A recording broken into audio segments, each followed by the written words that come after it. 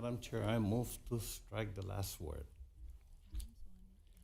Madam Chair, I want to first thank Congressman Walberg for his leadership on combating human trafficking and for introducing this legislation of which I am an original co-sponsor. Human trafficking is a scourge that preys on the most vulnerable, subjecting more than 27 million people around the world and thousands here in the United States to abhorrent working and living conditions. Eradicating all cases of human trafficking first requires an awareness of where it exists. And as the federal agencies that oversees labor laws, the Department of Labor is uniquely positioned to identify patterns of labor exploitation. And that is why Representative Walberg and I introduced H.R. 443, the Enhancing Detection of Human Trafficking Act. The bipartisan bill directs the Department of Labor to train appropriate department staff on how to detect human trafficking and ensure that personnel at the Department of Labor are provided with regular screening tools to identify and detect trafficking activity.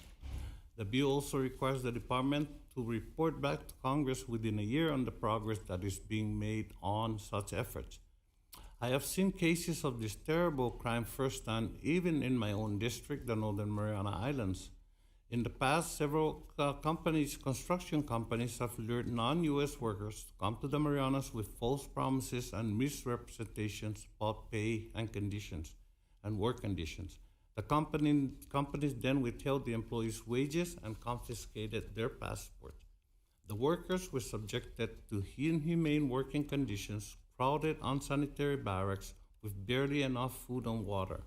They were forced to work in unsafe conditions, some suffering serious injuries without access to adequate medical care. There was even a workplace fatality. And to their credit, the Department of Labor's OSHA and H&R divisions have worked to address these crimes, issuing fines and citations and recovering wages. But these grave injustices that rob people of their freedom and sometimes their lives are preventable. Congress can and must do more to hold human traffickers accountable. And while we have bipartisan support today, it would be remiss of me not to call out my colleagues, my Republican colleagues' efforts in this Congress to slash funding across labor enforcement agencies in their fiscal year 24 labor aids appropriations bills. Such spending cuts would jeopardize the department's ability to crack down on labor abuses.